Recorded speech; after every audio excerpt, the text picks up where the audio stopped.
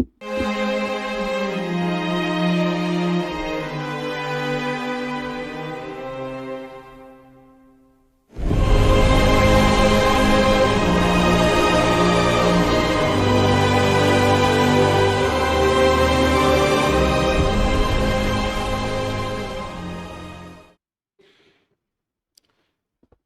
இயேசுவுக்குள் மிகவும் பிரியமாக அன்பாக அழைக்கப்பட்ட அன்புக்குரிய சகோதர சகோதரிகள் அனைவருக்கும் ஆண்டவராய் இயேசு கிறிஸ்துவின் அன்பின் நாமத்தினாலும் பரமபிதாவாகிய தேவனுடைய அன்பின் நாமத்தினாலும் உங்கள் அனைவருக்கும் அன்பின் வாழ்த்துக்களையும் வணக்கங்களையும் முதலில் தெரிவித்துக் கொள்கிறோம். விசேஷமாக நமது பிதாவாகிய தேவன் நமது வாழ்நாளில் ஒரு நாளை சேர்த்து கொடுத்து இந்த நாளிலும் அவருடைய பெரிதான கிருபையினாலும் இரக்கத்தினாலும் நாம் சகோதர சகோதரிகளாக இப்படியாக அவருடைய சன்னிதானத்தில் ஒன்றாக கூடி வந்து அவரை நாம் தொழுது கொள்ளவும் அவருடைய விலைமதிக்க முடியாத சத்தியங்களை தியானிக்கவும் நமக்கு தேவன் இறக்கம் செய்து நம் அனைவரையும் இப்படியாக தேவன் கூட்டி சேர்த்துக்கிறார். ஆகவே நன்றிகளையும் துதிகளையும் சொத்தங்களையும் கர்த்தர் இயேசு கிறிஸ்து மூலமாக தேவனுக்கு எடுத்துக்கொண்டு இந்த நாளுக்கு உண்டான பாடத்துக்கு நாம் இப்பொழுது கடன் செல்லலாம். அன்பானவர்களே, தேவனுடைய பெரிதான கிருபையினால நம்ம ஒவ்வொரு வாரமும் புதன்கிழமை தோறும் எசேக்கியேல் புஸ்தகத்தை குறித்தான தொடர் பாடத்தை நம்ம தொடர்ந்து தியானிப்ப நமக்கு தேவன் கிருபை செஞ்சிருக்கிறார். அன்பானவர்களே, அந்த வகையில் எசேக்கியேல் தீர்க்கதரிசன புஸ்தக தொடர் பாடத்தினுடைய இந்த 3வது பாகத்தில் நாம் இன்னைக்கு வந்துக்கிறோம். 2 பாகம் நம்ம நிறைவு செஞ்சுருக்கிறோம், 3வது பாகத்துக்குள்ளே வந்திருக்கிறோம். அன்பானவர்களே, இப்படியாக நம்ம முதல் பாகத்தில் நம்ம பார்க்கும்போது எசேக்கியேல் அந்த ஒரு பாடத்தினுடைய புஸ்தகத்தினுடைய ஒரு இன்ட்ரடக்ஷனை பார்த்தோம். எசேக்கியேல் யார் அப்படின்னா, நேபுகாத் நேச்சாரால், பாபிலோன் ராஜாவாகிய நேபுகாத் நேச்சாரால் சிறைப்பிடிக்கப்பட்டு யூத ஜனங்கள் கொண்டு போகப்பட்டாங்க பார்த்தீங்களா பாபிலோனுக்கு. அப்படி கொண்டு போகப்பட்ட ஜனங்களில் எசேக்கியேலும் ஒருத்தர்.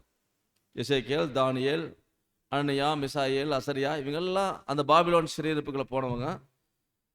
அப்படியாக இந்த நம்ம தேவனுடைய தீர்க்கதரிசியாகிய எசேக்கியேலும் பாபிலோன் ராஜாவால் சிறைப்பிடிக்கப்பட்டு அங்கே முதல் படையெடுப்பின் போது கொண்டு போகப்பட்டவர்.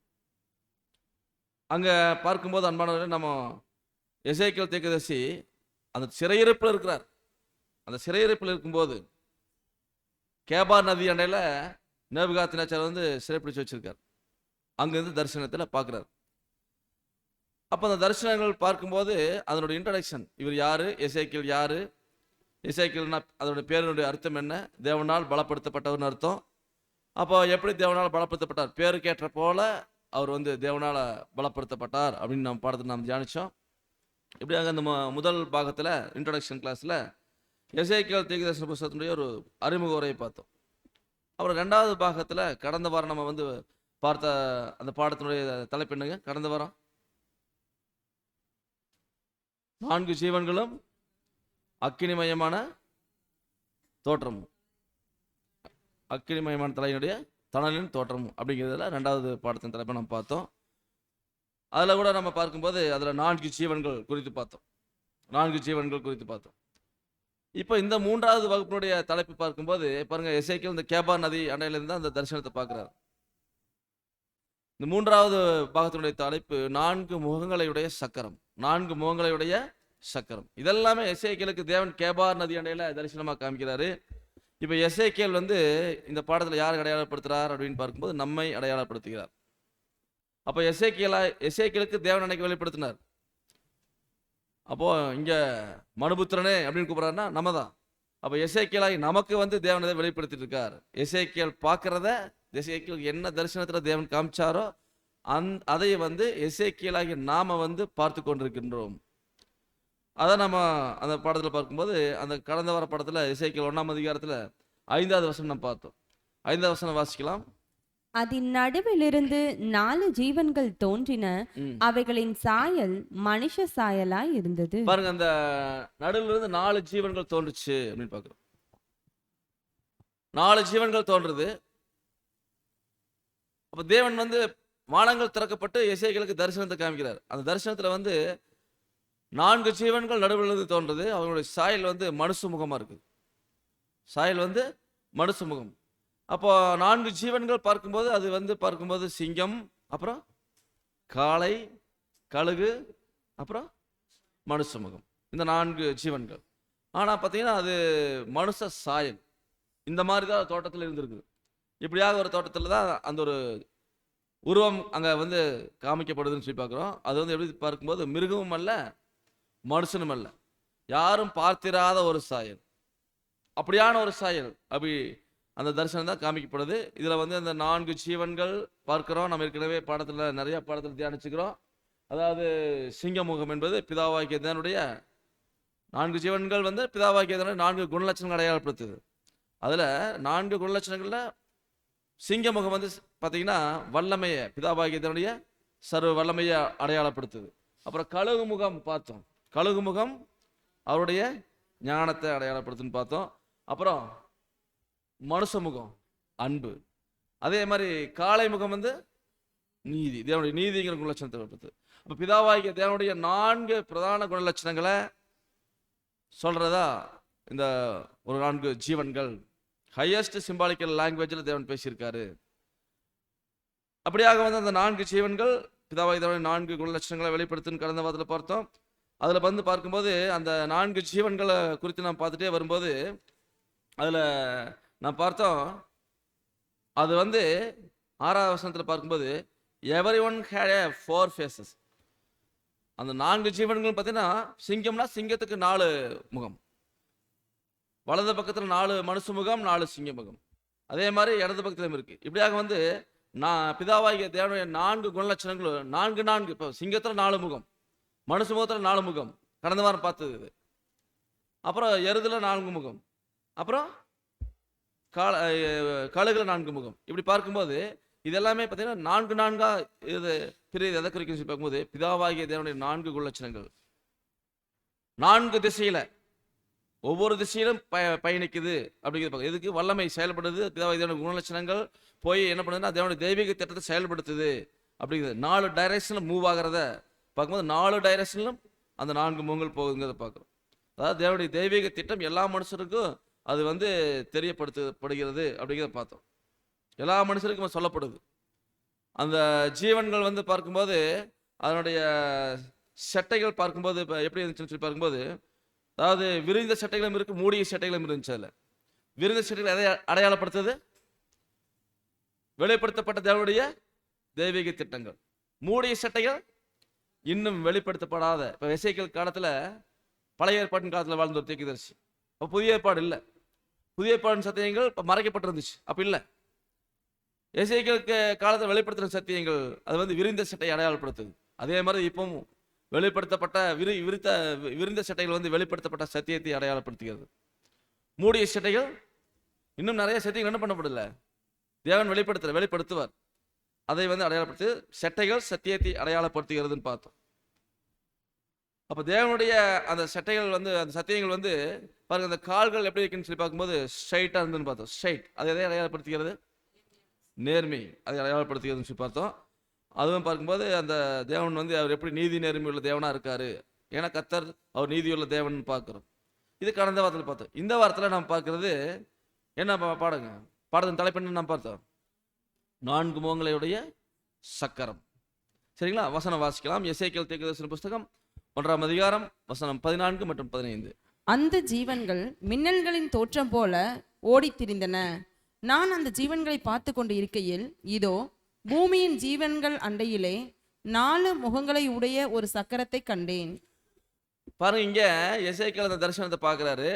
அதுல எப்படி வெளிப்படுத்தப்படுதுன்னா 14ஆம் வசனத்துல அந்த 4 ஜீவன்கள் மின்னல்களின் தோற்றம் போல ஓடி திரிந்தனவாம். மின்னல்கள் எப்படி ஓடுது நம்ம பார்க்கறோமா இல்லைங்களா? மின்னல்கள் வானத்துல மழை பெய்யும் போது மின்னல் எப்படி வருது? எல்லா திசையிலும் செதறுது, எல்லா திசையிலும் வானத்துல எல்லா முனைகளுக்கும் பரவுது. அது மாதிரி அந்த ஜீவன்கள் மின்னலின் தோற்றம் போல ஓடி திரியுதா. மின்னலின் தோற்றம் போல எல்லா இடங்களிலும் உலகமெங்கிலும் ஓடி திரியுது அப்படிங்கிறத பார்க்குறோம். அப்புறம் நான் அந்த 4 ஜீவன்களை பார்த்து கொண்டிருக்கும் போது எசேக்கியேல் அந்த 4 ஜீவனை பார்த்துட்டு இருக்காரு. பார்க்கும்போது இதோ பூமியின் 4 ஜீவன்கள் அண்டையில 4 முகங்களை உடைய சக்கரம். அந்த 4 ஜீவன்களை உடைய அந்த ஜீவன்கள் அண்டையில 4 முகத்தை உடைய ஒரு சக்கரம் இருக்குதாமா. ஒரு சக்கரம், அது ஒரு சக்கரமான எத்தனை முகம்? 4 முகம். அப்போ அந்த 4 ஜீவன்கள் அண்டையில 4 முகங்களோட ஒரு சக்கரம் அங்கே காணப்படுது சக்கரம்.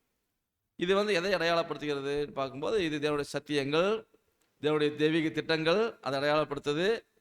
4 முகம் இருக்கு, ஒரு சக்கரத்தை பார்க்குறேங்கிறாரு.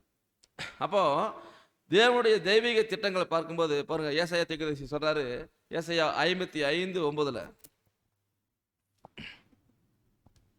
பூமியை பார்க்கிலும் வானங்கள் எப்படி உயர்ந்திருக்கிறதோ ம். அப்படியே உங்கள் வழிகளை பார்க்கிலும் என் வழிகளும் உங்கள் நினைவுகளை பார்க்கிலும் என் நினைவுகளும் உயர்ந்திருக்கிறது. பாருங்க, அதாவது தேவனுடைய தெய்வீக திட்டத்தை பார்க்கும்போது பூமியை பார்க்கலும் வானங்கள் எப்படி உயரமா இருக்குதோ, பூமியை காட்டிலும் வானம் உயர்ந்துதான் இருக்குது. அந்த மாதிரி தான் உங்கள் வழிகளை பார்க்கலும் என் வழிகள் எப்படி இருக்குங்கிறாரு, உயர்ந்ததா இருக்குதுங்கிறார். உங்கள் நினைவுகளை பார்க்கலும் என் நினைவுகள் எப்படி இருக்குங்கிறாரு, உயர்ந்திருக்கிறது. பாருங்க, நாமெல்லாம் மனுஷங்க, நம்முடைய நினைவுகளை காட்டிலும் தேவனுடைய நினைவுகள் வந்து உயர்ந்தது தான், அதில் எந்த மாற்றமும் இல்லை. தேவனுடைய வழிகள், அவருடைய தெய்வீக திட்டங்கள் எல்லாமே மேலான திட்டங்களாக இருக்குது. அவருடைய அந்த 4 முகங்களுடைய சக்கரம் பார்க்குறோம், அந்த சக்கரத்துக்கு 4 முகம். அப்போ இது வந்து 4 முகம் எதை அடையாளப்படுத்துகிறது பார்க்கும்போது பாருங்க, அதாவது இது தேவனுடைய தெய்வீக திட்டத்தில் 4 திசையிலும் செயல்படுகிறது. 4 திசையிலையும் அந்த சக்கரங்கள் போகிறத அடையாளப்படுத்துறது வந்து 4 திசையிலையும் பாருங்க. இந்த பூமிக்கு 4 திசை, கிழக்கு, மேற்கு, வடக்கு, தெற்கு, எல்லா இடங்களிலும் போகுதுங்கிற அர்த்தம். எல்லா பாகங்களும் ஓடுது. அதான் வசனத்தில் படிக்கும்போது எசேக்கியேல் 1ஆம் அதிகாரத்தில் 17ஆம் வசனம் வாசிக்கலாம். அவைகள் ஓடுகையில் தங்கள் 4 பக்கங்களிலும் ஓடும், ஓடுகையில் அவைகள் திரும்புகிறதில்லை. பாருங்க, அந்த சக்கரம் ஓடும்போது எப்படி போகுதுங்களாமா? அவைகள் ஓடுகையில் தங்கள் 4 பக்கங்களும் ஓடுமா, 4 பக்கத்திலும் போகுமாமா. அந்த சக்கரம் ஓடும்போது 4 பக்கத்திலும் ஓடுமா. ஓடும்போது அவைகள் திரும்பாதா, போயிட்டே தான் இருக்குமா, திரும்பாது. அப்படின்னு என்னத்துங்க? இந்த சக்கரங்கள் தேவனுடைய தெய்வீக திட்டங்கள், அவருடைய சத்தியங்கள் டிராவல் பண்றது குறிக்குது, எல்லா இடங்களுக்கும் போகுதுங்கிறது குறிக்குது. அவைகள் ஓடும்போது 4 பக்கங்களிலும் ஓடுதான், 4 பக்கத்திலும் அந்த சக்கரம் ஓடுதான், எல்லா திசையிலும் ஓடுது.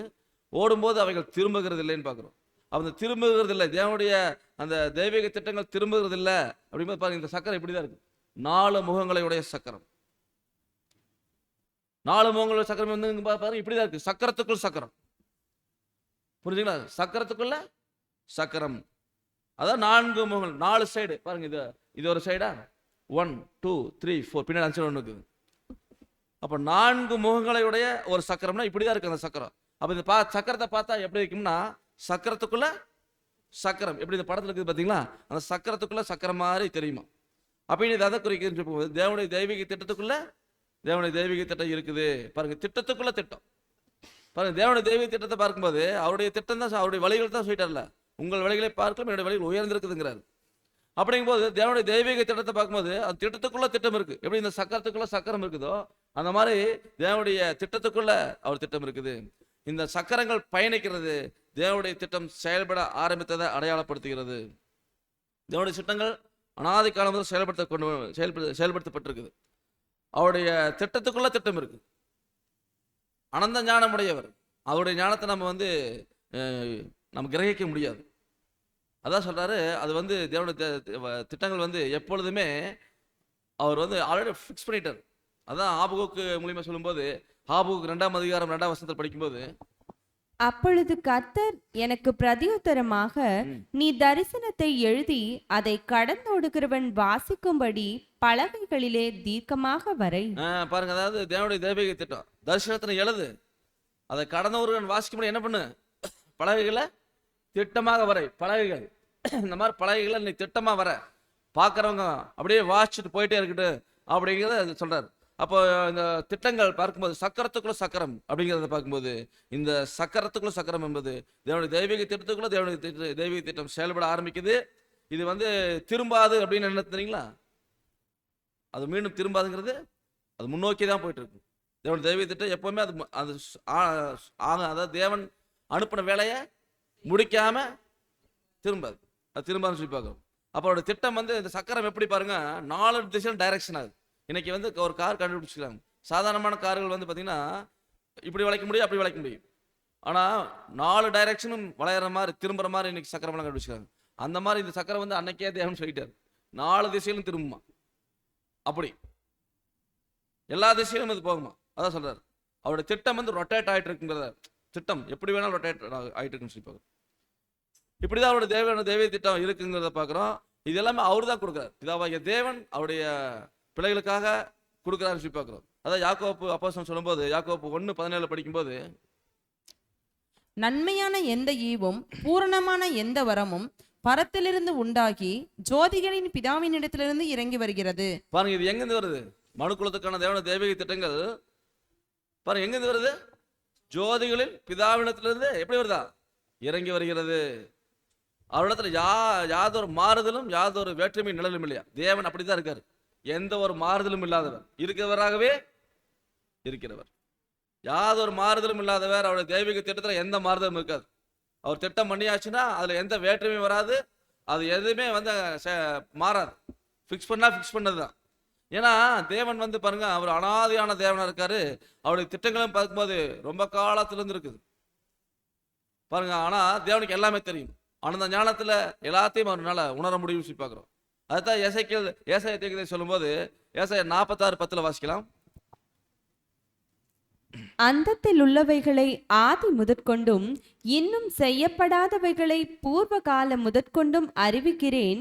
என் ஆலோசனை நிலை நிற்கும், எனக்கு சித்தமானவைகளை எல்லாம் செய்வேன் என்று சொல்லி.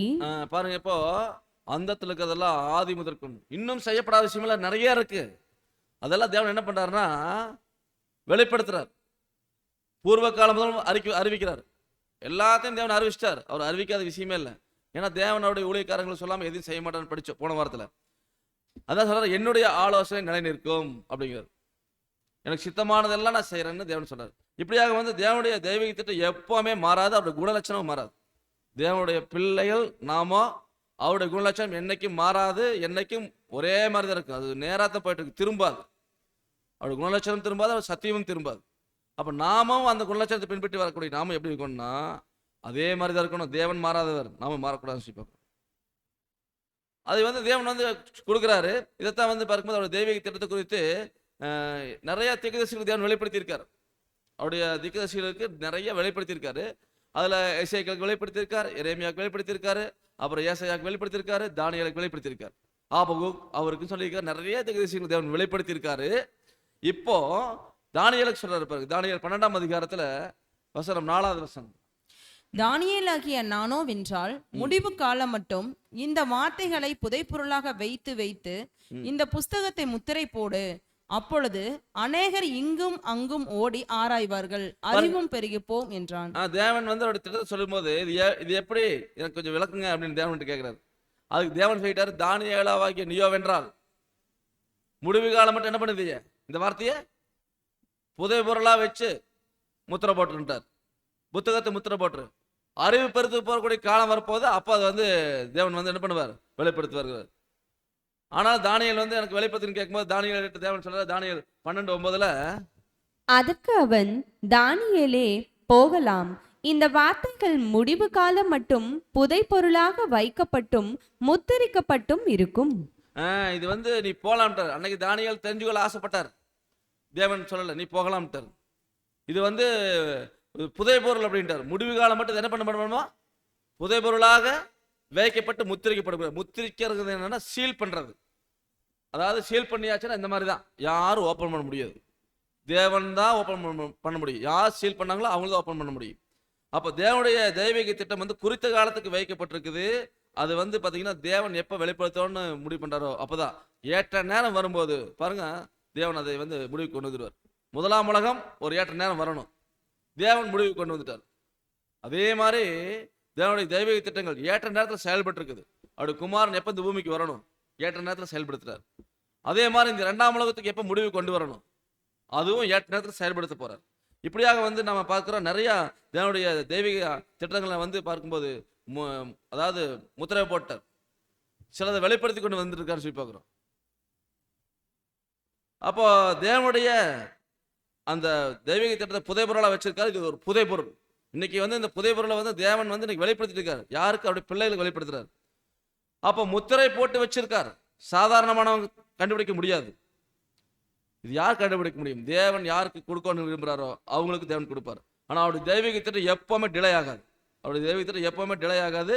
பாருங்க, அவர் வந்து இந்த அவர் டிலே ஆக விட மாட்டார். அதான் பார்க்கும்போது நீதிமொழிகளை படிக்கும்போது 15ஆம் அதிகாரத்தில் 3ஆம் வசனம் வாசிக்கலாம். கர்த்தரின் கண்கள் எவ்விடத்திலும் இருந்து நல்லோரையும் தீயோரையும் நோக்கி பார்க்கிறது. பாருங்க, வசனத்தில் படிக்கிறோம், கர்த்தருடைய கண்கள் எப்படி எப்படி எப்படி இருக்காமா, அவர் எங்க இருக்கார்? அவர் பரலோகத்தில் இருக்கிறார். பரலோகம் நம்ம பூமிக்கு எவ்வளவு தூரம், எவ்வளவு தூரம்னாலும் சொல்ல முடியாது, யாரும் கணக்கு போட முடியாது. ஏன்னா அவருடைய படைச்ச இந்த அண்ட சராசரம் எல்லாம் பயங்கரமான ஒரு விரிவடைஞ்சு கொண்டே போயிட்டு இருக்குது.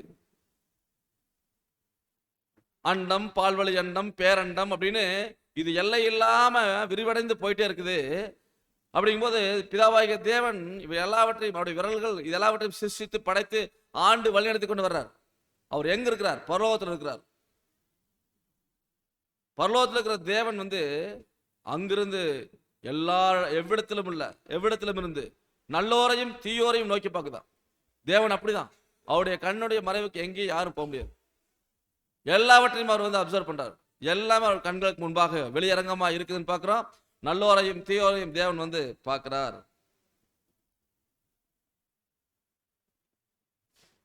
அப்போ அந்த சக்கரம் பார்க்கும்போது எல்லா இடங்களுக்கும் போகுது. அப்படிங்கும்போது அவருடைய தெய்வத்தில் எல்லா இடத்துக்கும் போய் அடையுது அப்படின்னு பார்க்குறோம். எசேக்கியேல் இதை பார்க்கிறார். நாம தான் எசேக்கியேல் பார்த்துட்டு இருக்கிறோம். தேவன் அவருடைய பிள்ளைகளையும் பார்க்கிறார். அவருடைய கண்கள் எல்லாரையும் நோக்கி பார்த்து கொண்டிருக்குது. நாம தேவனுடைய தெய்வத்தை பார்த்துட்டு இருக்கிறோம். இப்ப தேவன் சொல்றாரு 2 நாளாகமம் 16ஆம் அதிகாரத்துல 9வது வசனம். தம்மை பற்றி உத்தம இருதயத்தோடு இருக்கிறவர்களுக்கு தம்முடைய வல்லமையை விளங்க பண்ணும்படி கர்த்தருடைய கண்கள் பூமி எங்கும் உலாவிக் கொண்டிருக்கிறது. இந்த விஷயத்தில் மதி இல்லாதவராய் இருந்தீர், ஆகையால் இது முதற்கொண்டு உமக்கு யுத்தங்கள் நேரிடும் என்றான். பாருங்க, அதாவது இங்க கர்த்தருடைய கண்கள் பூமி எங்கும் உலாவிக் கொண்டிருக்கும். பூமி எங்கும் உலாவி என்ன செய்தான்? தம்மை பற்றி உத்தம இருதயத்தோடு இருக்கிறவர்களுக்கு, யார் தேவனை பற்றிய உத்தம இருதயத்தோடு இருக்கிறாங்களோ, தேவனை பற்றி உத்தம இருதயத்தோட வாழ்றாங்களோ, அவங்களுக்கு தேவன் என்ன பண்றாரா? அவருடைய வல்லமை வெளிப்படுத்துறார், விளங்க பண்ணுகிறார். யார் அப்படி இருக்கிறாங்களோ அவங்கள தேவன் கண்ணோக்கி கொண்டிருக்கிறார், அவங்கள தேவன் பார்த்துட்டு இருக்கிறார் அப்படின்னு சொல்லி பார்க்கிறோம். அப்போ தேவனுடைய தெய்வீக திட்டத்தை யாரு? நம்ம உத்தம இருதயத்தோட இருக்கிறவங்களுக்கு தேவன் கொடுக்குறாரு சொல்றாரு. அவருடைய தெய்வீக திட்டத்தை இன்னைக்கு நம்ம வெளிப்படுத்துறாருன்னா நம்ம உத்தம இருதயத்தோட இருக்கிறோம் அப்படிங்கிறத உணர்ந்து தேவன் நமக்கு கொடுக்குறாரு.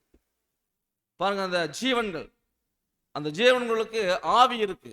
அந்த ஆவி எங்க இருக்குன்னு சொல்லி பார்க்கும்போது சக்கரத்துக்குள்ள இருக்குது. அந்த ஜீவன்களுக்கு ஆவி இருக்குது, அந்த ஆவி சக்கரத்துக்குள்ள இருக்குது அப்படின்னு சொல்லி பார்க்குறோம். அப்ப அந்த ஆவி ஜீவனுள்ள ஆவியா இருக்குது, அது சக்கரத்துக்குள்ள இருக்குதுன்னு பார்க்குறோம். ஒரே ஆவிதான். அந்த பாருங்க, ஜீவனுக்குள்ளேயும் இருக்குது, சக்கரத்துக்குள்ளேயும் இருக்குது. ஒரே ஆவி ரெண்டையும் கனெக்ட் பண்ணுது, சக்கரத்தையும் கனெக்ட் பண்ணுது, அந்த ஜீவன்களையும் கனெக்ட் பண்ணுது அப்படின்னு பார்க்கிறோம். அவருடைய அந்த ஜீவன்கள் பிதாவாகிய தேவனுடைய 4 குணலட்சணங்கள். இந்த சக்கரங்கள் சத்தியங்கள் போறது அடையாளப்படுத்துது. தேவி திட்டம் சக்கரத்தை அடையாளப்படுத்துது. அப்போ அந்த வசனத்துக்கு ஜீவன் இருக்கு, வசனத்துக்கு ஜீவன் இருக்குது. அப்போ அந்த ஒரே ஆவி ரெண்டையும் கனெக்ட் பண்ணுது அப்படின்னு சொல்லி பார்க்குறோம். இப்போ என்னன்னா, அந்த வசனம் தான் ஜீவன். நானே வழியும் சத்தியம் ஜீவனுமா இருக்கிறேன்னு சொல்றாரு. அவருடைய அந்த சக்கரம் திட்டம் சக்கரம் அடையாளப்படுத்துன்னு சொல்லி பார்க்குறோம். இப்போ எசேக்கியேல் 2ஆம் அதிகாரத்தில் படிக்கும்போது 2வது வசனம் படிக்கலாம். இப்படி அவர் என்னோட பேசும்போது ஆவி எனக்குள் என்னை காலூன்றி நிற்கும்படி செய்தது. அப்பொழுது அவர் என்னுடனே பேசுகிறதை கேட்டேன். பாருங்க, அதாவது எசேக்கியேல் பேசும்போது அவர் தேவன் பேசுறாரு. அப்போ அவருக்குள்ள என்னன்னா ஆவி அவருக்குள்ள வருது. ஆவி எனக்குள்ள வந்தது, என்னை காலூன்றி நிற்கும்படி செய்தது. அவர் காலூன்றி நிற்கும்படி செய்யதான். அப்போது தேவன் பேசுறது எசேக்கியேல் கேட்கிறாரு. நம்ம ஏற்கனவே பார்த்தோம், சக்கரம் என்பது தேவனுடைய திட்டம். சக்கரம் எப்பவுமே என்ன ரொட்டேட் ஆகும். சக்கரம்னா என்ன எடுத்துங்க, அது ரொட்டேட் ஆகி சுத்திட்டு போறதுக்கு ரொட்டேட் ஆகிட்டு இருக்கு. மேலே இருக்கிறது கீழே வரும், கீழே இருக்கிறது மேலே போகும். இப்படிதான் பார்த்தீங்கன்னா சக்கரத்தினுடைய அந்த முழு சுற்று சுத்தினாதான் ஒரு சுற்று. அப்போ சக்கரத்தில் பாருங்க, பாதி மேல் பாதி கீழே வரும்போது பாருங்க, இந்த சக்கரம் தெய்வ திட்டம் பாதி மேலே வந்தாச்சு, இன்னும் கொஞ்சம் இருக்குது. அப்போ அது கீழே வரும்போது லாஸ்ட் அவ்வளோ தேவனுடைய திட்டம் நிறைவடைய போகுது. இப்போ அந்த காலத்தில் நாம வாழ்ந்துட்டு இருக்கிறோம், கடைசி காலத்தில் வாழ்ந்துட்டு இருக்கிறோம். அதுல 16ஆம் வசனம் வாசிக்கலாம். எசேக்கியேல் 1ஆம் அதிகாரம் 16ஆம் வசனம். சக்கரங்களின் ரூபமும் அவைகளின் வேலையும் படிகப்பச்சை வருணமாய் இருந்தது. அவைகள் நாளுக்கும் ஒரே வித சாயல் இருந்தது. அவைகளின் ரூபமும் அவைகளின் வேலையும் சக்கரத்துக்குள் சக்கரம் இருக்குமா போல் இருந்தது. பாருங்க, நம்ம படிச்ச வசனத்துல சக்கரத்தினுடைய ரூபம் அவைகளின் வேலை எப்படி இருக்குங்களாமா? படிக பச்சை. படிக அப்ப சக்கரத்தினுடைய ரூபம், அதனுடைய வேலை, அந்த சக்கரம் செய்யப்பட்ட வேலைப்பாடு எப்படி இருக்குங்களாமா? படிகை பச்சை வர்ணமா இருக்குது அப்படின்னு பார்க்குறோம். படிகை பச்சை வடிவம், அதாவது ப்ளூயிஷ் கிரீன். அந்த படிகை பச்சைங்கிறதுக்கு என்னன்னா ப்ளூயிஷ் கிரீன், படிகை பச்சை, பீகாக் கலர். என்ன சொல்றாங்க? படிகை பச்சைங்கிறது என்னங்க? Peacock colour. நம்ம பார்த்துருப்போம், எல்லாமே நமக்கு தெரியும். அந்த பீகாக் கலர்ல தான் இருக்குது. அதில் பாருங்க, கிரீன், படிகை பச்சை, ப்ளூயிஷ் கிரீன், பீகாக் கலரு. அந்த கிரீன் எப்பவுமே வந்து பார்த்தீங்கன்னா எதை குறிக்குதுன்னா எவர்லாஸ்டிங் லைஃப். கிரீன் எதை குறிக்குதுங்க? Everlasting life. எவர்லாஸ்டிங் லைஃப் அதான் அந்த கிரீன் குறிக்குது. கிரீனை எப்பவுமே ஒரு பசுமை அடையாளமா சொல்லுவோம். எப்பவுமே நான் என்ன சொல்லுவோம்? கிரீனை வந்து ஒரு பசுமை, ஒரு செழிப்புக்கு அடையாளமா சொல்லுவோம். அப்போ இது வந்து எவர்லாஸ்டிங் லைஃப் அடையாளப்படுத்துது. அதனால வந்து அந்த ப்ளூ கலர் வந்து விசுவாசத்தை அடையாளப்படுத்துது. ப்ளூ கலர் வந்து விசுவாசத்தை அடையாளப்படுத்துகிறது. அவ்வளோதான். பார்க்கும்போது அது ஓடும்போது 4 பக்கங்கள் ஓடுதுன்னு படித்தோம் 14 வசனத்தில். அப்புறம் அவங்களோட வட்டங்கள் எப்படி இருக்குதாமா? பயங்கரப்படத்தக்கதாக இருக்குதாமா. அவ்வளோ உயரமாக இருக்கும். அந்த வட்டங்கள் வந்து பயங்கரப்படத்தக்க உயரமாக இருக்குது. அப்புறம் அந்த 4 வட்டங்களுக்கு சுற்றிலும் கண்கள் இருக்குதாமா. 4 வட்டங்கள் சுற்றிலும் எப்படி இருக்குது? கண்கள் இருக்குது. அப்போ பாருங்க, தேவனுடைய தெய்வீக திட்டம் வந்து அந்த கண்கள், இந்த சக்கரமே தேவனுடைய தெய்வீக திட்டம். அதில் கண்கள் இருக்குது அப்படின்னா தேவனுடைய தெய்வீக திட்டம் எல்லாத்தையும் பார்க்குது, எல்லாவற்றையும் பார்க்குது அப்படின்னு பார்க்கணும். அதான் அந்த வட்டங்கள் பயங்கர படத்தக்கதான உயரம் அப்படின்னு தெரிஞ்சுங்களா? அவ்வளோ உயரமா இருக்கு. அப்போ தேவனுடைய தெய்வீக திட்டம் எப்படி இருக்குங்க? எங்கே சொன்னார் பார்த்தீங்களா? உங்களுடைய வழிகளை பார்க்கலாம், என்ன வழிகள் எப்படி இருக்குது? உயர்ந்ததா இருக்குது. அப்படிதான் இருக்கு. அப்போ எப்படியாக வந்து நாம் படிக்கும்போது அந்த ஜீவன்கள் போகும்போது 19 வசனத்தை படிக்கும்போது 19 வசனம், அந்த ஜீவன்கள் செல்லும்போது அந்த சக்கரங்கள் அவைகள் அருகே ஓடின. அந்த ஜீவன்கள் பூமியிலிருந்து எழும்பும்போது சக்கரங்களும் எழும்பின. பாருங்க, அதாவது 2 ஒரே மாதிரி போகும். தேவனுடைய தெய்வீக குணலட்சணங்கள், அவருடைய சத்தியங்கள், திட்டங்கள் எல்லாமே சேர்ந்துதான், இணைந்துதான் செயல்படும் அப்படிங்கிறது பார்க்கணும். தேவன் எங்க போகணும் பாருங்க. 20 வசனத்தை படிச்சோம். 20 வசனம் படிங்க. ஆவி போக வேண்டும் என்றிருந்த எவ்விடத்திற்கும் அவைகள் போயின, அவ்விடத்திற்கு அவைகளின் ஆவியும் போக வேண்டும் என்றிருந்தது. சக்கரங்களும் அவைகளின் அருகே எழும்பின, ஜீவனுடைய ஆவி சக்கரங்களில் இருந்தது. இப்படிதான் வந்து தேவனுடைய தெய்வீக திட்டம், அவருடைய குணலட்சணங்கள் எல்லாமே ஜீவனுள்ளதா இருக்குன்னு பார்க்குறோம், ஆவி இருக்குங்கிறத பார்க்குறோம். அதை நம்ம ஏற்கனவே படித்தோம். அது வந்து பார்த்தீங்கன்னா அந்த தெய்வீக திட்டத்தில் வந்து பார்க்கும்போது அவைகள் செல்லும் போது 21 வசனத்தில் இவைகளும் சென்றன. 2 ஒரே மாதிரி தான். அவைகள் நிற்கும் போது இவைகளும் நின்றன. அந்த 4 ஜீவன்கள் செல்லும் போது சக்கரம் போகுது. இப்படியாக வந்து 2 ஒரே மாதிரி செயல்படுது. அவைகள் பூமியிலிருந்து எழும்பும் போது சக்கரங்களும் அவைகள் அருகே எழும்பின, ஜீவனுடைய ஆவி சக்கரங்கள் இருந்துன்னு பார்க்கும். அதான் அடுத்ததான் வந்து 22 வசனம் இங்க பார்த்து வாசிக்கலாம். ஜீவனுடைய தலைகளின் மேல் பிரமிக்கத்தக்க வச்சிர பிரகாசமான ஒரு மண்டலம் இருந்தது. அது அவைகளுடைய தலைகளின் மேல் உயர விரிந்திருந்தது. பாருங்க, இந்த வசனத்தை படிக்கிற ஜீவன்கள், அந்த 4 ஜீவன்கள் தலைகள் மேல என்ன இருக்குங்களாமா? வஜ்ர பிரகாசமான, வஜ்ரக்கல்னு சொல்ற பார்த்தீங்களா? வஜ்ரக்கல். அந்த வஜ்ரக்கல் பிரகாசிக்கு, அந்த வஜ்ர பிரகாசமான ஒரு மண்டலம் இருந்துச்சா. அது அவைகளுடைய தலைகள் மேல உயர விரிந்திருந்தது அப்படின்னு சொல்லி பார்க்குறோம். அப்போ நம்ம படிக்கிறோம், இந்த தலைகளின் மேல அப்படிங்கிறது வந்து பார்த்தீங்கன்னா மேல தலைகளுக்கு மேல என்ன இருக்கு? வானமண்டலம் இருக்குது. மேல வானமண்டலம் இருக்குது. தலைகளுக்கு மேல என்ன இருக்குன்னு சொல்லி பார்க்கும்போது வானங்கள் இருக்கு. அது வானங்கள் என்பது பார்த்தீங்கன்னா பறந்து விரிந்த ஒரு சமதளமான பகுதி அப்படின்னு சொல்லி பார்க்குறோம். அங்கே வானத்தில் வந்து பார்க்கும்போது வஜ்ர பிரகாசமான ஒரு மண்டலம். இது வந்து பனிக்கட்டி நிறைந்த ஒரு நிலையை அடையாளப்படுத்துகிறது. அதான் படிக்கும்போது ட்ரிபிள் டிரான்ஸ்பரண்ட் ஐஸ் அப்படின்னு பார்க்குறோம். பனிக்கட்டி இது வந்து பனிக்கட்டியை அடையாளப்படுத்துன்னு சொல்லி பார்க்கணும். அப்போ பனிக்கட்டி என்பது தேவனுடைய பரிசுத்த பனி என்பது தேவனுடைய பரிசுத்தாவியை அடையாளப்படுத்துகிறதா இருக்குதுன்னு சொல்லி பார்க்கணும். அடுத்து 23ஆம் வசனம் வாசிக்கலாம். எசேக்கியேல் 1:23. மண்டலத்தின் கீழ் அவைகளுடைய செட்டைகள் ஒன்றுக்கொன்று எதிர்நேராய் விரிந்திருந்தன. தங்கள் தங்கள் உடல்களை மூடிக்கொள்ளுகிற இரண்டிரண்டு செட்டைகள் இரு பக்கத்திலும் இருக்கிற ஒவ்வொன்றுக்கும் இருந்தன. பாருங்க, நம்ம மண்டலத்தின் கீழே வந்து அவர்களுடைய சட்டைகள் எப்படி இருக்குன்னா ஒன்றுக்கொன்று நேரெதிராக இருக்குதாமா. அந்த சட்டைகள் வந்து பார்த்தீங்கன்னா இப்படிதான் அந்த படத்தில் காமிக்கிற மாதிரி ஒன்றுக்கொன்று நேரெதிராக விரிஞ்சிருக்குது. தங்கள் உடல்களை மூடிக்கொள்கிற இரண்டு சட்டைகள் இரு பக்கத்திலும் இருக்கிற ஒவ்வொன்றுக்கும் இருந்தது. அந்த சட்டைகள் மூடப்பட்ட 2 சட்டைகள் இருக்குது அப்படிங்கிறத சொல்றாரு.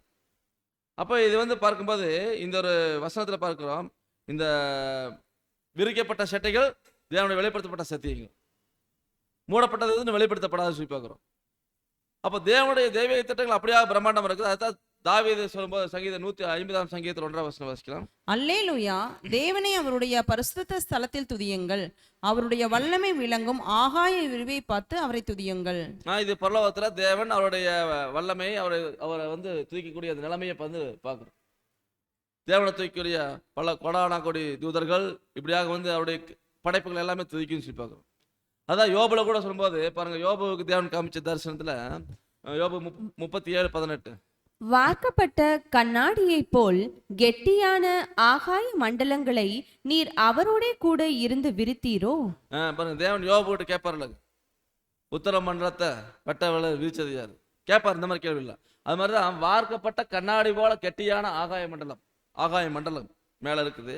அது வந்து பாத்தீங்கன்னா அது ஆராய்ச்சியில் நடந்துட்டு இருக்குது. வார்க்கப்பட்ட கண்ணாடியை போல கெட்டியான அந்த ஆகாய மண்டலங்கள் நீர் வந்து அவரோட கூட இருந்து விரித்தீரோ. யார் விரிச்சது? இந்த வார்க்கப்பட்ட கண்ணாடிமா இருக்குதான், அவ்வளோ ஒரு கண்ணாடிமா இருக்கக்கூடிய அந்த வானமண்டலங்கள். அதை தான் சொல்றாரு. இப்போ அங்க வந்து இந்த வானமண்டலத்துல அந்த அவருடைய பிரம்மாண்டமான படைப்புகள் இன்னும் நிறைய இருக்குது. அதெல்லாம் படைச்சு வச்சிருக்கிறாரு. ஆனா தேவன் வந்து எங்க இருக்கிறாரு? பரலோகத்துல.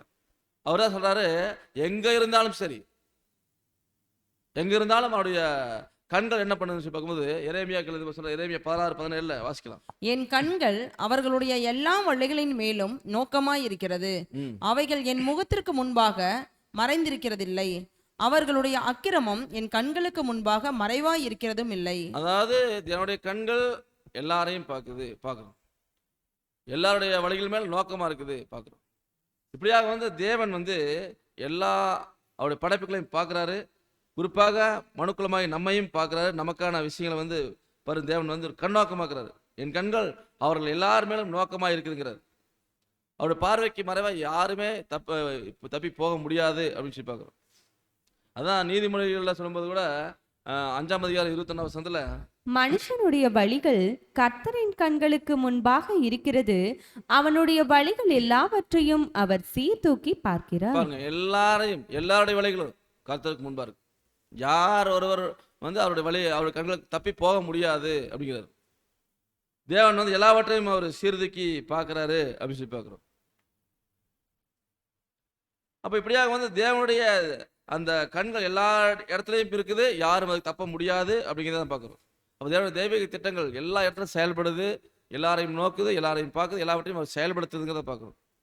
அதான் அப்போஸ்தலனாகிய பேதுரு சொல்லும்போது, பேதுரு 1ஆம் அதிகாரத்துல 12ஆம் வசனம், தங்கள் நிமித்தமல்ல நமது நிமித்தமே இவைகளை தெரிவித்தார்கள் என்று அவர்களுக்கு வெளியாக்கப்பட்டது, பரலோகத்திலிருந்து அனுப்பப்பட்ட பரிசுத்த ஆவியினாலே உங்களுக்கு சுவிசேஷத்தை பிரசங்கித்தவர்களை கொண்டு இவைகள் இப்பொழுது உங்களுக்கு அறிவிக்கப்பட்டு வருகிறது, இவைகளை உற்று பார்க்க தேவதூதரும் ஆசையாய் இருக்கிறார்கள். பாருங்க, இந்த தேவனுடைய தெய்வீக திட்டங்கள் வந்து இன்னைக்கு நமக்கு சொல்லப்படுது. இதை வந்து பார்த்தீங்கன்னா சொல்றாரு பாருங்க, தங்கள் நிமித்தம் அல்ல நமது நிமித்தமே இவைகளை தெரிவித்தார்கள் என்று அவர்களுக்கு வெளியாக்கப்பட்டிருக்கிறது. பரலோகத்திலிருந்து அனுப்பப்பட்ட பரிசுத்த ஆவியினால உங்களுக்கு சுவிசேஷ பிரசங்கத்தவர்களை கொண்டு இவைகளை இப்பொழுது உங்களுக்கு அறிவிக்கப்பட்டு வருகிறது. பாருங்க, தேவனுடைய தெய்வீக திட்டம் நமக்கு இன்னைக்கு அறிவிக்கப்பட்டிருக்குது. எத்தனை விஷயங்கள், அவருடைய தேவனுடைய காரியங்கள், அவருடைய ரகசியங்கள், பரலோகத்தின் ரகசியங்கள் எல்லாம் இன்னைக்கு வெளிப்படுத்துறாரு. அவருடைய பிள்ளைகளாக நமக்கு தான் வெளிப்படுத்துறாரு. உலகத்துக்கு ஒன்றும் தெரியாது, எல்லாரும் இருட்டில் இருக்கிறாங்க, நாம தான் வெளிச்சத்தில் இருக்கிறோம். அப்போ அந்த தெய்வ திட்டத்தை தேவன் வெளிப்படுத்துறாரு. இதை வந்து பாருங்க, கீழே வசனத்துல கடைசியில் பார்க்கும்போது இவைகளை உற்று பார்க்க இதை உற்று பார்த்துருக்காங்க. யாரு? அப்சர்வ் பண்றாங்க தேவதூதர்கள். அவங்களுக்கே தெரியாது. ஆனா நமக்கு சொல்றத அவங்களும் உற்று பார்த்து என்ன பண்றாங்க? உற்று பார்க்க தேவதூதர்களுக்கு ஆசையா இருக்காங்க. தேவனுடைய அனந்த ஞானம் ஒரு தெய்வீக திட்டத்தை செயல்படுத்திட்டு இருக்கிற தேவன் இன்னைக்கு மனுக்குலமாக நமக்கு அதை சொல்லி கொடுத்துட்டு இருக்காரு. இதை உற்று பார்க்க தேவதூதர்களும் ஆசைப்படுறாங்க, கவனிச்சுட்டு இருக்காங்க. கோடான கோடி தேவதூதர்கள் பார்த்துட்டு இருக்கிறாங்க அவருடைய தெய்வீக திட்டத்தை, அவர் செயல்படக்கூடிய விதங்களை. அவருடைய தெய்வீக திட்டங்கள் வந்து பார்த்தீங்கன்னா எல்லா இடத்துக்கும் போகுது. பாருங்க, அந்த தெய்வீக திட்டம் யார்கிட்ட வந்திருக்குது? நம்மகிட்ட வந்திருக்குது.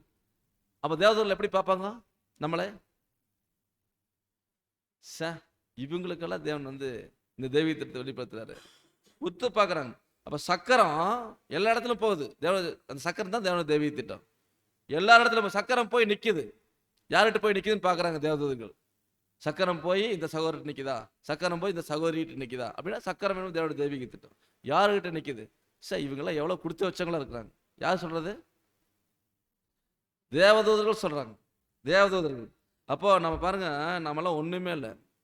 நம்ம தேவனுடைய இந்த தெய்வீக திட்டத்தை கற்றுக்கொள்ள தகுதியா இல்லை, தேவனை பற்றி அறிந்து கொள்ள தகுதியா இல்லை, எல்லாம் எதுக்குமே தகுதி இல்லாத குப்பைகளும் கந்தைகளும் தொடத்தறிப்பட்ட கந்தைகளும் இருக்கக்கூடிய நமக்கு தேவன் என்ன பண்றாரு? அவருடைய தெய்வீக திட்டத்தை வெளிப்படுத்துறாரு. எப்பேற்பட்ட ஆசீர்வாதம்! இதுக்கெல்லாம் நம்ம பாத்திரவான்களான்னு ஒரு கேள்வி கேட்டோம்னா இல்லை. அந்த சக்கரம் நம்மகிட்ட வர்றதுக்கு, அது தேவனுடைய தெய்வீக திட்டம் நம்மகிட்ட வர்றதுக்கு ஒரு எசேக்கியேல் பார்த்துட்டு இருக்காருன்னா நாம பார்க்குறோம். நம்ம தான் எசேக்கியேல். இதை நம்ம வந்து கேட்க முடியுமா, பார்க்க முடியுமா, இது பெற்றுக்கொள்ள முடியுமா? தகுதியா நம்மகிட்ட இருக்கு. என்ன தகுதி இருக்கு? அப்போ தேவன் வந்து அதை வந்து நமக்கு கொடுக்குறாருன்னா நாம எப்பேற்பட்ட ஜனங்களா இருக்கிறோம்? இதை வந்து தேவதூதர்களும் பாருங்க உற்று நோக்கி பார்த்து கொண்டிருக்கிறாங்க. இந்த தேவனுடைய தெய்வீக திட்டத்தை இன்னைக்கு தெரிந்து கொள்ளக்கூடிய ஒரு வகுப்பாராக நாம் இருக்கிறோம் அன்பானவர்களே. தேவனுடைய தெய்வீக திட்டம் எப்படி இருக்குது அப்படிங்கிறத தேவன் வந்து எசேக்கியேலுக்கு காட்டினார். எசேக்கியேலுக்கு காட்டுறாரு. அந்த எசேக்கியேலாக நாம அன்னைக்கு எசேக்கியேலுக்கு காட்டினாரு. இன்னைக்கு எசேக்கியேல் யாருங்க? நாம தான். நமக்கு இன்னைக்கு தேவன் காட்டுறாரு. இதை வந்து தேவதூதர்களும் முற்று நோக்கி கொண்டிருக்கிறார்கள் அப்படிங்கிறத நம்ம தெரிஞ்சுக்கணும். அப்போ எசேக்கியேல் 1ஆம் அதிகாரத்துல 24ஆம் வசனம் வாசிக்கலாம். அவைகள் செல்லும்போது அவைகளுடைய செட்டைகளின் இரைச்சலை கேட்டேன். அது பெருவெள்ளத்தின் இரைச்சல் போலவும் சர்வ வல்லவருடைய சத்தம் போலவும் ஒரு இராணுவத்தின் இரைச்சலுக்கு ஒத்த ஆரவாரத்தின் சத்தம் போலவும் இருந்தது. அவைகள் நிற்கும் போது தங்கள் செட்டைகளை தளர விட்டிருந்தன. பாருங்க, அதாவது இந்த ஜீவன்கள் சக்கரங்கள் போகும்போது அந்த செட்டைகள் இருக்குது. அந்த செட்டைகள் நம்ம ஏற்கனவே முதல் பாடத்திலே பார்த்தோம். செட்டைகள் எப்படி இருக்குங்க? 4 ஜீவன்கள் செட்டைகள். விரிஞ்சிருக்க செட்டைகள் எப்படி இருக்குமா?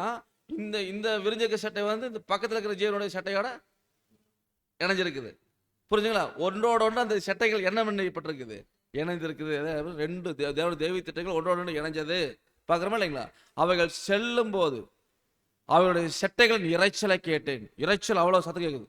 அந்த சக்கரம் மூவ் ஆகுது, உடைய ஜீவன்களும் மூவ் ஆகுது. 2 அட் அ டைம் சைமல்டேனியஸில் போகுது. அப்போ அந்த செட்டைகள் வந்து சத்திய வசனத்தை அடையாளப்படுத்துதுன்னு பார்த்துட்டோம்.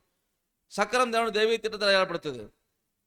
ஜீவன்கள் தேவனுடைய 4 குணலட்சணங்களை அடையாளப்படுத்துது. அப்போ இந்த இவைகள் போகும்போது எப்படி இரைச்சல் கேட்குதா? இரைச்சல் பாருங்க, அந்த செட்டையை விரிச்சு பறக்கும்போது இரைச்சல் வருதான், சத்தம் வருதான். சத்தம்னா சத்தியம். இந்த செட்டைகள் என்றாலே சத்தியத்தை அடையாளப்படுத்துது. அது எப்படி வருதுங்களாமா? இரைச்சல். அது எப்பேற்பட்ட இரைச்சல்ங்களாமா? பெருவெள்ளத்து இரைச்சல் போலவும். பெருவெள்ளத்து இரைச்சல். பெருவெள்ளத்து இரைச்சல் எப்படி இருக்கு? பெருவெள்ளம் பயங்கரமா கரை கொண்டு போனா என்ன சத்தம் வருமோ அந்த மாதிரி பயங்கரமான சத்தமா அந்த அந்த சத்தம் கேட்குதான். அது எப்படி வருதாமா? சர்வவல்லவருடைய சத்தம் போலவும். சர்வவல்லவர் யாருங்க? பிதாவாகிய தேவன். சர்வவல்லவருடைய சத்தம் தான் சத்தியம். அது ஒப்பிட்டு சொல்லும் போது பாருங்க, பெருவெள்ளத்து இரைச்சல் மாதிரி இருக்குது. அப்புறம் ஒரு இராணுவத்தின் இரைச்சல். ஒரு இராணுவம், பெரிய பலத்த இராணுவம் புறப்பட்டு போகும்போது எவ்வளோ சத்தம் வரும், அந்த மாதிரி இராணுவத்தின் இரைச்சலுக்கு ஒத்த ஒரு சத்தம் போகுது. அப்படி அந்த 4 ஜீவன்கள் சக்கரங்கள் மூவாய் போகும்போது, சட்டைகள் விரிச்சு அடிக்கும் போது அந்த சத்தம் வந்து பார்த்தீங்கன்னா பெருவெள்ளத்து இரைச்சல் போல. இராணுவம், பெரிய இராணுவம் புறப்பட்டு போனா எப்படி சத்தம் வரும், அந்த மாதிரி ஒரு சத்தம். அது மாதிரி சர்வ சத்தம் இருக்குது. அப்போ இந்த காட்சி பார்க்கும்போது இப்படியாக வந்து தெய்வீக திட்டங்கள் வந்து செயல்படுத்தப்படுது. அந்த செட்டைகள் என்பது வசனத்தை அடையாளப்படுத்துங்கிறத பார்த்துட்டோம். அந்த பெருவெள்ளத்து இரைச்சல் போல வருது. சர்வனுடைய சத்தம் அப்படி இருக்குது, அவர் சத்தியம் அப்படி இருக்குதுன்னு அர்த்தம். இராணுவத்துக்கு ஒத்த இராணுவ ஆரவாரத்துக்கு ஒத்த இராணுவ வீரர்கள் சண்டைக்கு போகும்போது எப்படி போவாங்க? உம்முன்னு போவாங்களா? அந்த இராணுவ வீரர்கள் எப்படி போவாங்க? சத்தம் போட்டு கோஷம் போட்டு, அதாவது உற்சாகப்படுத்துறதுக்கு அவங்களும் உற்சாகப்படுத்திக்குவாங்க.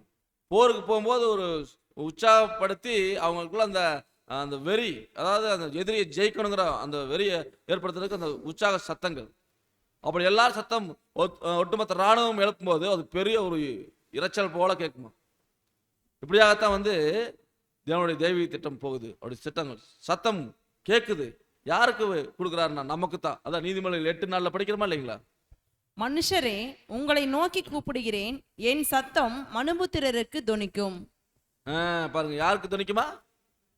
எசேக்கியேல் தேவன் என்னன்னு கூப்பிடுவார்? அந்த எசேக்கியேல் புத்தகம் முழுவதும் நம்ம பார்க்க போறோம். மனுபுத்திரனே மனுபுத்திரனே மனுபுத்திரன்னு கூப்பிடுவார். அப்போ யாருக்கு சொல்றாரு? மனுஷரே, உங்களை நோக்கி கூப்பிடுறேன். இன்னைக்கு தேவன் கூப்பிடுற மனுஷர் யாருங்க? தேவன் கூப்பிடுற மனுஷன் யாரு? இன்னைக்கு நாம பின்னாடி என்ன பண்ண போறாரு? எல்லாத்துக்கும் தேவனுடைய ராஜ்யத்தை கொடுக்க போறாரு. அப்போ இன்னைக்கு பார்க்கிறோம், அதுக்கு ஒரு ஏற்ற நேரம் வரப்போகுது. என் சத்தம் மனுபுத்திரருக்கு தொனிக்கும். இன்னைக்கு அவருடைய சத்தம் தொனித்து கொண்டிருக்குது. எல்லா இடங்களும் தொனிச்சுட்டு இருக்குது. அவருடைய சத்தியம் இன்னைக்கு எல்லா இடங்களும் பேசப்படுது. தேவனுடைய சத்தியத்தை பேசுறதுக்கு தேவன் என்ன பண்ணா அவருடைய ஊழியக்காரர்களை தேர்ந்தெடுக்கிறார். இன்னைக்கு அவருடைய ஊழியக்காரிகளாக இருக்கிறது இன்னைக்கு நாம தான் அன்பானவர்களே. அப்ப இன்னைக்கு வந்து மனுஷன் என்ன பண்ணணுமா? தேவனுடைய தெய்வீக திட்டத்தை கற்றுக்கொள்ளணும்னா தேவனுக்கு தகுந்த மாதிரி அவன் மாறணும், தன்னை மாத்திக்கணும். அப்பதான் தேவனோட தெய்வீக திட்டத்தை வெளிப்படுத்துவார். தெய்வீக திட்டத்தை வெளிப்படுத்த மாட்டார். இப்படியாக வந்து அந்த சத்தியங்கள் இன்னைக்கு நமக்கு தேவன் கொடுக்குறாரு அப்படின்னு சொல்லி பார்க்கணும். பாருங்க, இராணுவத்துக்கு ஒத்த இறைச்சல். நம்மள இன்னைக்கு யாருன்னா நம்ம யாருங்க? இராணுவ வீரர்கள். இராணுவ வீரர்களுக்கு என்ன இருக்கணும்? இராணுவ வீரர்களுக்கு பொதுவாகவே இராணுவ வீரர்கள் அப்படின்னா அவங்ககிட்ட ஃபர்ஸ்ட் என்ன இருக்கும்? டிசிப்ளின் இருக்கும். எல்லாத்தையும் கரெக்டாக செய்வாங்க. நேரத்தில் எந்திரிப்பாங்க, 4 மணிக்கு எந்திரிப்பாங்க. எக்ஸசைஸ் கம்பல்சரி செய்யணும். தங்களை வந்து ரொம்ப சுத்தமாக வச்சுக்கணும், ரொம்ப ஆக்டிவாக இருக்கணும், தங்கள் உடம்பை வந்து வலுவாக வச்சுக்கணும், அதுக்கு நல்லா சாப்பிடுவாங்க. அவங்களுடைய ரொட்டீன் லைஃப் நீங்கள் பாருங்கள், அந்த மிலிட்ரியில் போய் சேர்றவனுடைய இது பார்த்தீங்கன்னா ரொம்ப எல்லா வேலையுமே கரெக்டாக இருக்குது. டைம் டு டைம் அதுக்கு எல்லாம் கரெக்டாக நடக்கும், பஞ்சுவாலிட்டியாக நடக்கும். 4 மணிக்கு இருக்கணும், 4 மணிக்கு இருக்கணும்.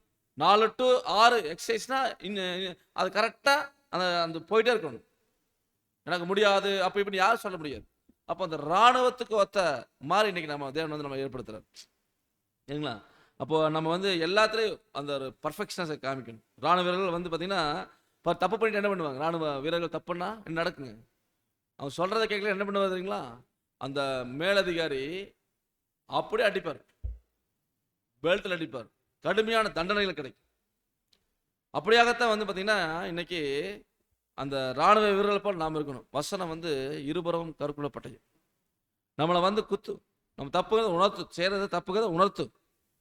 அப்போ இன்னைக்கு வந்து பார்த்தீங்கன்னா இன்னைக்கு இந்த செட்டைகள் இது படித்த மாட்டீங்க, செட்டைகளை வந்து அவைகள் நிற்கும்போது எப்படி செட்டைகள் வந்து தளர விடப்படுதா? செட்டைகள் தளர விடப்படுது. அப்படி அந்த தளர விடப்படுதுங்கிறது எதை குறிக்குன்னு சொல்லி பார்க்கும்போது, அதாவது இன்னைக்கு வந்து பார்த்தீங்கன்னா அந்த சத்தியம் வந்து இன்னைக்கு வெளிப்படையா இன்னைக்கு சுவிசேஷத்தில் வாழ்ந்துக்கிறோம்.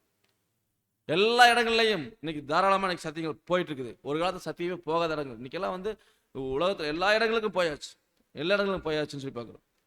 இப்படியாக வந்து பார்க்கும்போது அதாவது வசனம் வாசிக்கலாம். எசேக்கியேல் 1ஆம் அதிகாரத்தில் 25ஆம் வசனம். அவைகள் நின்று தங்கள் செட்டைகளை தளர விட்டிருக்கையில் அவைகளுடைய தலைகளுக்கு மேலான மண்டலத்தின் மேலிருந்து ஒரு சத்தம் பிறந்தது. பாருங்க, இங்க சொல்லக்கூடிய வசனத்துல அந்த அவைகள் நின்று தங்கள் செட்டைகளை தளர விட்டிருக்கையில, செட்டைகள் என்றாலே சத்தியத்தை அடையாளப்படுத்துது. அந்த அவைகள் நின்று நிற்குது, தங்கள் செட்டைகளை தளர விட்டுருக்கு. தளர விடுறது கொஞ்சம் லூஸ் விடுறதுன்னா என்னன்னா அப்படியே எல்லா பக்கம் முடிச்சுட்டு ஒரு எல்லாமே ஓரளவுக்கு நிறைவடைஞ்சாச்சு, ஒரு தளர விட்டுருக்கு, அதை அடையாளப்படுத்துது. அப்போ இது வந்து பார்க்கும்போது இது வந்து இந்த 3வது உலகத்தில் இப்போ ராஜ்யம் ஸ்டார்ட் ஆகிருக்குது. அப்போது நம்ம பார்க்குறோம் இந்த சத்தியம் எல்லா இடத்துக்கும் போக போகுங்க சொல்கிறார். அதுக்கு தான் இன்னைக்கு என்ன பண்றாருன்னா சத்தியத்தை இன்னைக்கு எல்லா இடங்களுக்கும் பரவறதுக்கு, நாளைக்கு ராஜ்யத்துல சொல்றதுக்கு யாரை ஏற்படுத்துறாருன்னா தேவன் அவருடைய பிள்ளைகளை இங்கே செலக்ட் பண்ணிட்டு இருக்காரு. அதுதான் போயிட்டு இருக்கு. உலக ஜனங்கள், ஒட்டுமொத்த உலக ஜனங்கள் நாளைக்கு உயிர்த்தெழுப்பி வந்ததுக்கு அப்புறமா இந்த சத்தியங்கள் அவங்களுக்கு சொல்லப்பட போகும். அப்போ அந்த சத்தியத்தை சொல்லிக் கொடுக்கறது யாரு? கிறிஸ்துவும் சபையும். இன்னைக்கு அப்பேற்பட்ட அவருடைய ஊழியக்காரர்கள் தேவன் என்ன பண்றாருன்னா இன்னைக்கு செலக்ட் பண்ணி கொண்டிருக்கிறாரு. அதான் மல்கியாவில் சொல்லும்போது 3ஆம் அதிகாரம் 3ஆம் வசனம், அவர் உட்கார்ந்து வெள்ளியை புடமிட்டு சுத்திகரித்துக் கொண்டு இருப்பார். அவர் லேவியின் புத்திரரை சுத்திகரித்து அவர்கள் கர்த்தருடையவர்களாய் இருக்கும்படிக்கும் நீதியாய் காணிக்கையை செலுத்தும்படிக்கும் அவர்களை பொன்னை போலவும் வெள்ளியை போலவும் புடமிடுவார். அப்ப இன்னைக்கு கர்த்தர் 2ஆம் வருகையில வந்து அவர் என்ன பண்றாருன்னா வெள்ளிய புடமிடும்போது தான் அது எச்சா ஜொலிக்கு பாருங்க. இன்னைக்கு சத்தியங்கள் வந்து இன்னைக்கு இவ்வளோ பிரகாசமா இன்னைக்கு பார்த்தீங்கன்னா ஜொலிக்குதுன்னா புடமிட்டு கொண்டிருக்கிறார். கர்த்தர் 2ஆம் வருகையில வந்து புடமிட்டு இருக்கிறாரு. அதே நேரத்தில் வந்து சத்தியத்தை புடமிட்டு இன்னைக்கு கொடுத்துருக்காரு. அப்புறம் லேவியின் புத்திரரை சுத்திகரிக்கிறார்.